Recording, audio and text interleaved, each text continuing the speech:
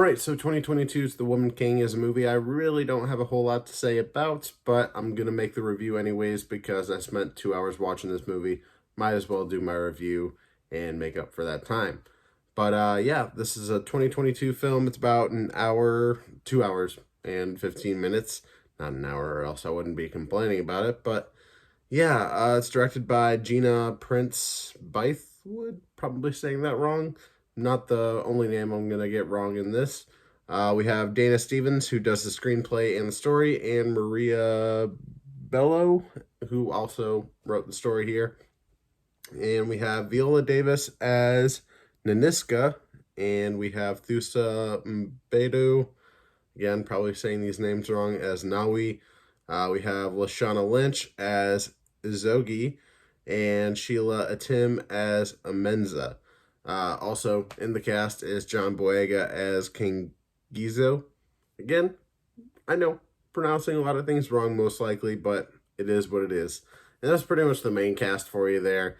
And the synopsis is a historical epic that is based in an alternate history of the Kingdom of Dahomey, one of the most powerful states of Africa in the 18th and 19th centuries.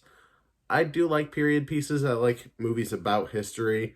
It does say based in alternate history, so that's like I'm kind of wondering how much of this film is just altered from what real history was. I know there's some controversy surrounding the movie, surrounding a certain actor that was going to be in it and decided not to because of her connection to the project and just how it made her feel. And I can understand that. I mean, it kind of paints certain things in a different light, which I'm not really going to touch on here.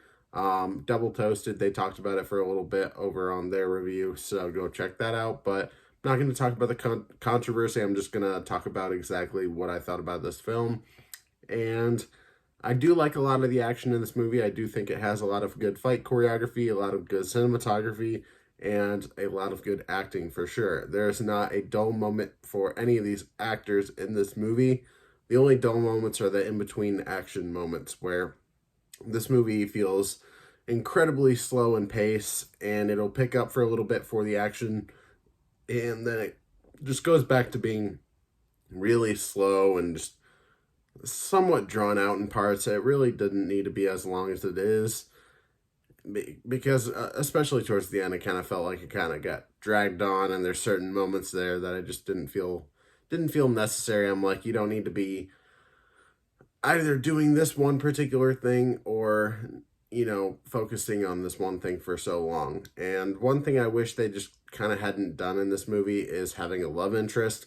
Yes, the love interest becomes an important and integral character by the end because of certain things that happen, but it felt unnecessary for the most part. That could have been any other person, and you don't need to have a love interest in here to make this kind of, honestly, like Double Toasted said this themselves, so I won't take credit for this, but this is kind of aimed at, teenage girls. Not even like black teenage girls, but teenage girls in general, because it's supposed to empower them, which is a good thing. And, there's the whole love interest aspect, so teenage girls are like, oh, a nice hot guy to look at.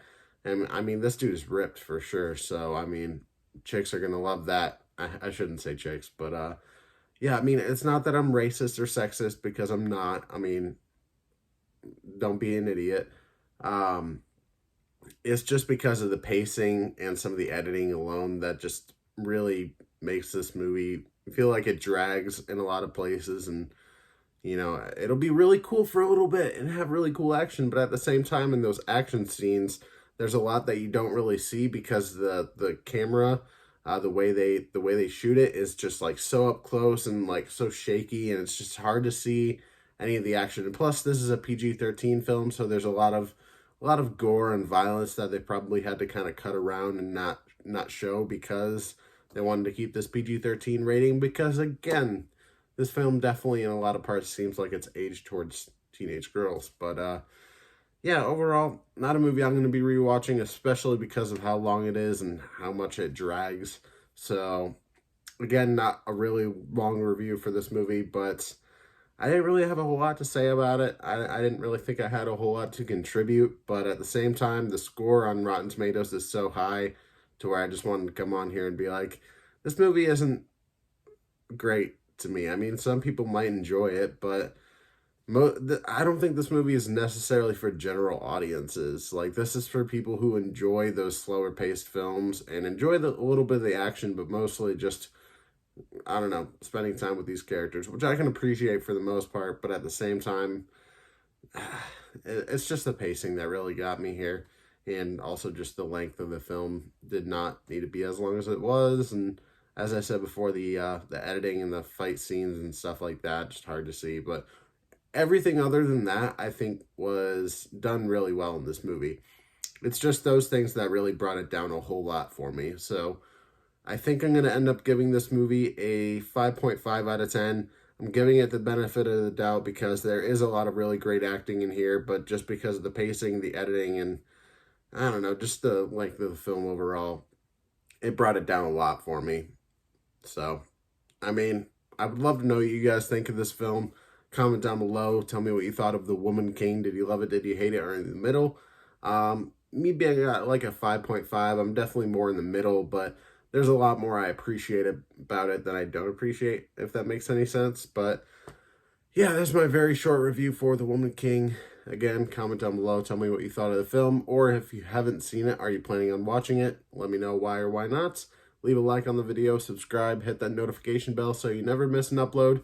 And I will be back in the next video to review, I believe it's called See How They Run. It has Sam Rockwell in it, so he's an actor I very much like. I will be watching that on Monday, and the review should be coming out on Tuesday, pretty sure. But thank you for watching. I will see you in the next one.